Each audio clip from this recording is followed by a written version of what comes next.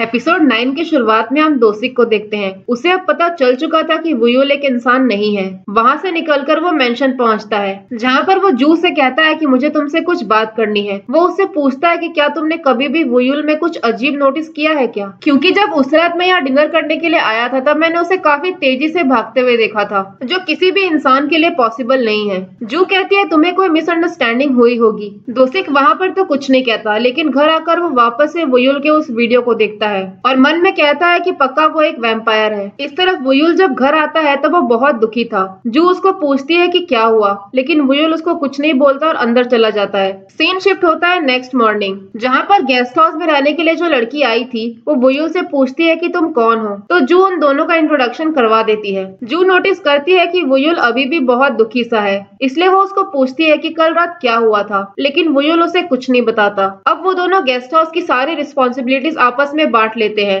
और जो भी प्रॉफिट आने वाला था वो आधा आधा ये दोनों रखने वाले थे। वुयुल कहता है अगर हम रोज रोज काम करते रहेंगे तो आराम कब करेंगे, हमें बीच बीच में छुट्टी ले लेनी चाहिए ताकि तुम दोसिक के साथ डेट पर जा सको। ये सुनकर जू को बहुत गुस्सा आ जाता है। वो कहती है कि तुम ये क्या बकवास कर रहे हो, मैं आखिर उसके साथ डेट पर क्यों जाऊँ, हम दोनों के बीच कोई वैसा वाला रिलेशन थोड़ी ना है। ये सुनकर वुयुल एकदम से शॉक हो जाता है। दूसरी तरफ हम वुयुल के दोस्तों को देखते हैं। उन दोनों का ही बिजनेस अब खतरे में था। वुयुल के एक फ्रेंड का रेस्टोरेंट अब बंद होने वाला था क्योंकि उसका ओनर इस जगह को किसी और को दे रहा था। अगले सीन में हेवॉन मेंशन पहुंचती है, जहां पर वो जू से कहती है कि उसको वुयुल के साथ बहुत ही कंफर्टेबल फील होता है। फिर वो जू से दोसिक के बारे में पूछती है, तो जू कहती है कि मैं दोसिक के लिए वैसा कुछ फील नहीं करती और अभी के लिए मुझे तो गेस्ट हाउस पर फोकस करना है। वुयुल भी बाहर से इनकी बातें सुन रहा था। हेवॉन वुयुल को देखकर उसको पूछती है कि तुम्हें मेरा गिफ्ट कैसा लगा। उसके बाद वो वुयुल को ड्राइव पर ले जाने के लिए कहती है। कार में भी हम देखते हैं वुयुल बहुत ही चुप चुप सा था।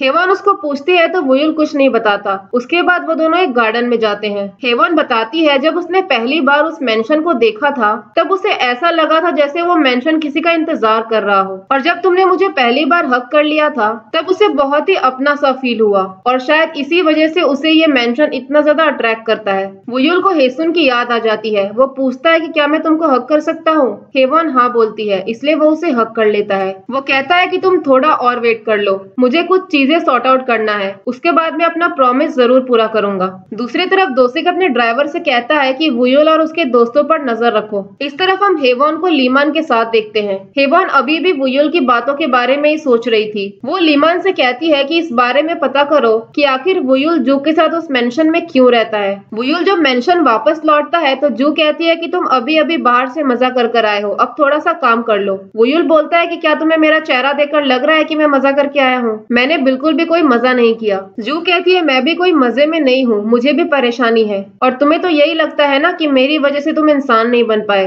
वुयुल गुस्से से कहता है कि सब कुछ तुम्हारी वजह से और तुम्हारे इस पॉइजनस ब्लड की वजह से हुआ है। इन सारी चीजों से वुयुल इतना परेशान हो गया था, इसलिए वो बहुत सारे खाने का सामान लेकर अपने दोस्तों के पास जाता है। वो कहता है कि आज मुझे ड्रंक होना है। दूसरी तरफ गेस्ट हाउस में एक आदमी आता है। वो कहता है कि उसको एक कमरा चाहिए। वो जू से ऐसे बात कर रहा था जैसे कि वो उसका दोस्त हो। वो उसको अपनी बेटी के बारे में बताने लग जाता है। अगले दिन जू जब चेक करती है तो वुयुल अभी तक मेंशन वापस नहीं आया था। वो तो अपने दोस्तों के घर पर ही सो गया था। वो छुपते छुपते अंदर घुसता है, लेकिन सामने उसको जू मिल जाती है। वो उससे बात करने की भी कोशिश करता है, लेकिन जू उसको इग्नोर करके बाहर चली जाती है। रात में जब जू बाहर आती है तो देखती है कि उसका एक गेस्ट बाहर आकर ड्रिंक कर रहा है। वो आदमी जू को अपने फैमिली के बारे में बताने लग जाता है। वो कहता है कि मैं अपनी फैमिली को सारा पैसा भेज देता हूँ, लेकिन उन लोगों को तो मुझसे कोई मतलब ही नहीं है। वो लोग तो मुझे मिस भी नहीं करते। जू कहती है मुझे पूरा भरोसा है वो लोग भी तुमको बहुत मिस करते होंगे। शायद ऐसा हो सकता है कि वो लोग अपनी फीलिंग्स तुम्हें दिखा नहीं पा रहे होंगे।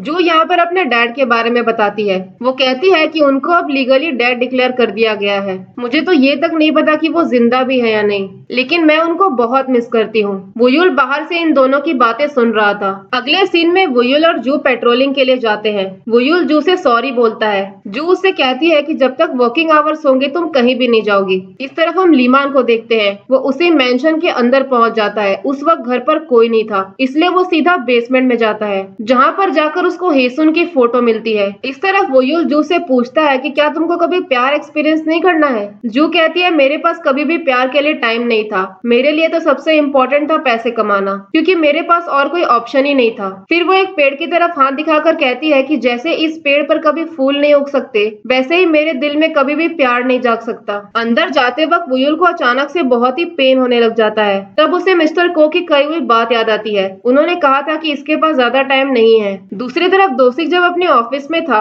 तब अचानक से उसके चेस्ट में दर्द होता है और वो वहीं पर कोलैप्स हो जाता है। उसका ड्राइवर तुरंत ही भाग कर आता है और उसको हॉस्पिटल पहुंचाता है। डॉक्टर को भी समझ नहीं आता कि आखिर हुआ क्या। जब दोसिक उठ जाता है तो वो अपने ड्राइवर से एक नोटबुक लाने को बोलता है जो वो अपने लॉकर में रखता था। ये वही वैम्पायर रिकॉर्ड बुक था जो बहुत सारे जनरेशन से इनकी फैमिली में था। उस बुक में ये लिखा था कि एक ऐसे इंसान की तलाश है जो इंसान और वैम्पायर के बीच में स्टैंड करता हो। उसके बॉडी पर एक ऐसा स्कार होगा जिससे उसकी पहचान हो जाएगी। उसका हार्ट बाहर निकालकर तुम्हें उसका खून पीना होगा, तब जाकर तुम इमॉर्टल हो जाओगे। दोसिक कहता है शायद वुयुल ही मेरे प्रॉब्लम का सॉल्यूशन है। इस तरफ जू जब वापस आती है तो देखती है कि वुयुल ने उस पेड़ में बहुत सारे लाइट्स लगा दिए थे जो बिल्कुल फूलों की तरह दिख रहे थे। वुयुल कहता है जैसे इस पेड़ में फूल आ सकते हैं वैसे ही तुम प्यार कर सकती हो। जू फिर कहती है कि अगर मरे हुए पेड़ पर फ्लावर्स आ सकते हैं तो एक वैम्पायर भी इंसान बन सकता है। मुझे बताओ कि मैं क्या कर सकती हूँ, क्योंकि मुझे तुम्हारी हेल्प करनी है। वुयुल कहता है मुझे तुम्हारा प्यार चाहिए। और इसी के साथ एपिसोड 9 यहीं पर खत्म होता है। एपिसोड 10 के शुरुआत में वुयुल कहता है कि मुझे तुम्हारे प्यार की जरूरत है और वही मुझे एक इंसान बना सकता है। जू को ये बात कुछ समझ नहीं आती तो वुयुल कहता है मुझे तुम्हारा खून चाहिए जो कि प्यार से भरा हो और उसी से मैं एक इंसान बन पाऊंगा। जू कहती है कि आखिर तुमको मेरा ही खून क्यों चाहिए। वुयुल कहता है तुमने मेरे कॉफिन को खोला और ये किसी इंसान के बस का काम नहीं था और तुमने मुझे उस टाइम पर काटा भी था, और जब भी तुम किसी खतरे में होती हो तो वो काटने का निशान अचानक से दर्द होने लग जाता है। ऐसा लगता है कि मानो मुझे कोई सिग्नल मिल रहा है कि तुम किसी डेंजर में हो, इसलिए मुझे तुम्हारा खून चाहिए जो प्यार से भरा हो। दूसरी तरफ हम दोसिक को देखते हैं। वो कहता है कि मुझे एक ऐसे शख्स की जरूरत है जो इंसान और वैम्पायर्स के बीच स्टैंड करता हो और वही मेरे कर्ज को ब्रेक कर सकता है। इस तरफ लीमान वो पेंटिंग लाकर हेवान को देता है। हेवान उस पेंटिंग को देखकर एकदम से शॉक हो जाती है क्योंकि उसकी शक्ल बिल्कुल इस पेंटिंग से मिलती जुलती थी। लीमान कहता है मुझे ये पेंटिंग उसी मेंशन के बेसमेंट में मिली। हेवान कहती है मुझे कैसे भी करके इस लड़की के बारे में पता करना है। लीमान बोलता है मैं तुम्हारा काम कर दूंगा लेकिन उसके पहले तुम्हें मुझे पैसे देने होंगे। अगली सुबह जू को हॉस्पिटल से कॉल आता है जहाँ पर उसे पता चलता है कि दोसिक हॉस्पिटल में एडमिट है, इसलिए वो तुरंत ही जाती है उससे मिलने के लिए। इस तरफ हेवान वुयुल से मिलने के लिए वो मेंशन में पहुंच जाती है। अंदर बैठकर जब वो बात कर रहे होते हैं तो हेवान कहती है बहुत दिनों से मैं सोच रही थी कि उस बेसमेंट में आखिर है क्या मैं अंदर जाकर देख सकती हूँ। तो वुयुल उसको अंदर लेकर जाता है। अंदर जाने के बाद हेवान कहती है कि जगह तो बहुत सुंदर है लेकिन इस जगह को देखकर ऐसा लग रहा है कि ये जगह बहुत अकेली है। वुयुल कहता है कि ये जगह किसी का वेट करने के लिए बहुत ही परफेक्ट है। हेवान पूछती है कि ये बात जरूर हेसुन से रिलेटेड है ना, तुम हर वक्त उसके बारे में बात करते रहते हो, आखिर तुम दोनों का ब्रेकअप हुआ क्यों। वुयुल कहता है हम दोनों का ब्रेकअप कभी नहीं हुआ, बहुत टाइम पहले हेसुन दुनिया छोड़कर चली गई और उस दिन जब तुम अचानक से आई तो मुझे ऐसा लगा कि हेसुन वापस आ गई हो। वो दोनों बातें कर ही रहे होते हैं, इतने में वहाँ पर जू आ जाती है। जू वुयुल से पूछती है कि आखिर तुम हेवॉन से कोई इंपॉर्टेंट बात कर रहे थे क्या, इसलिए तुम उसको बेसमेंट में लेकर गए थे। तुम बेसमेंट में किसी को जाने भी नहीं देते, क्या तुमने उसको हेसुन के बारे में बता दिया। वुयुल कहता है मैंने उसे कुछ नहीं बताया क्योंकि उसको अपनी पास्ट लाइफ याद ही नहीं है। इस तरफ वुयुल अपने दोस्तों को बता देता है कि उसने जू को सारा सच्चाई बता दिया कि आखिर वो इंसान कैसे बनेगा। फिर वुयुल कहता है कि जू के लिए प्यार करना इतना आसान नहीं होगा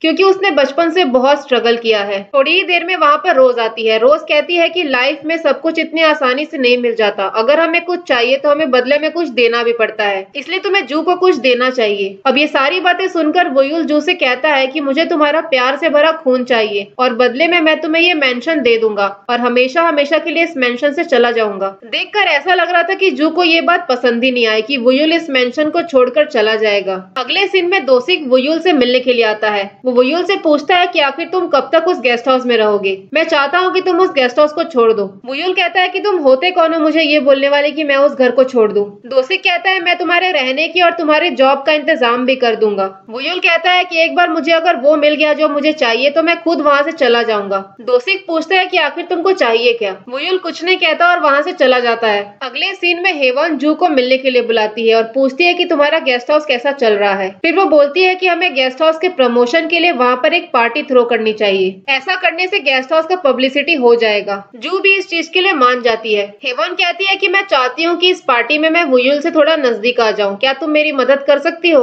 जू घर आकर वुयुल को बताती है कि गेस्ट हाउस के प्रमोशन के लिए हेवन यहाँ पर एक पार्टी रखना चाहती है। अब पार्टी में जाने के लिए वुयुल अपने कपड़े देखने लग जाता है, लेकिन कोई भी कपड़ा उसको पसंद ही नहीं आ रहा था। इसलिए वो सोचता है कि टेलर के पास जाकर वो एक सूट बनवा ले। इसलिए अब वो अपने बाजू वाले टेलर के शॉप पर जाता है और कहता है कि मुझे एक सूट सिलवाना है। टेलर उसका नाप लेकर उसका नाम पूछता है। जब वुयुल अपना नाम बताता है तो वो टेलर शॉक हो जाता है। फिर वो अपने कबर्ड से एक सूट निकालता है और कहता है कि किसी ने ये सूट आपके लिए बनवाया था। बहुत साल पहले एक आदमी यहाँ पर आया था और ये सूट बनवाकर कहा था कि जब वुयुल आ जाएगा तो ये सूट उसको दे देना। वो हर महीने आकर इसके पैसे भी देते थे ताकि हम इस सूट को अच्छे से स्टोर करके रख सके, लेकिन बहुत टाइम से वो आए ही नहीं है। वुयुल पूछता है कि आखिर वो आदमी कौन था, तो वो टेलर बताता है कि ये आदमी वही था जो इस मेंशन को पहले मैनेज करता था। अब वुयुल समझ जाता है कि जरूर जू के डैड ने ही इस सूट को सिलवा कर रखा था, इसलिए वो जाकर अपने दोस्तों को ये बात बताता है और वो अपने दोस्तों को पार्टी के लिए इनवाइट भी करता है। जब वुयुल अपने घर जा रहा था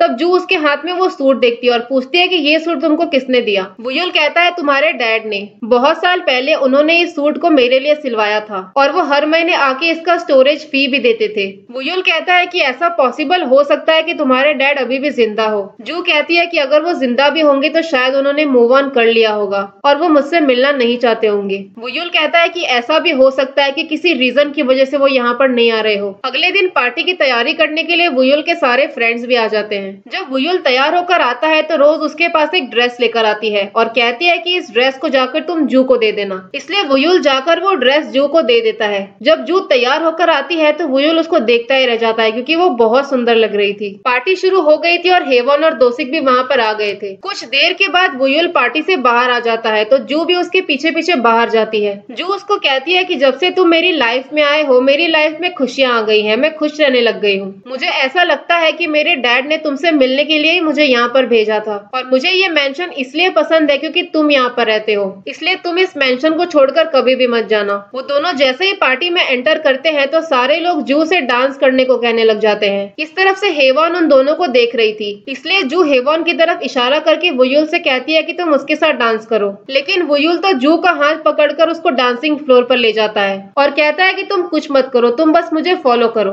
वो दोनों जैसे ही डांस करना चालू कर देते हैं तो वुयुल के फ्रेंड्स कहते हैं कि वुयुल तो हमेशा लड़कियों से घिरा हुआ रहता है, लेकिन आज तक उसने कभी किसी लड़की के साथ डांस नहीं किया। ये सारी चीजें देखकर हेवन को बहुत गुस्सा आ रहा था और इसी बेहतरीन डांस परफॉर्मेंस के साथ एपिसोड 10 यहीं पर खत्म हो जाता है। अगर वीडियो पसंद आई हो तो लाइक और सब्सक्राइब जरूर करें। Thank you so much guys.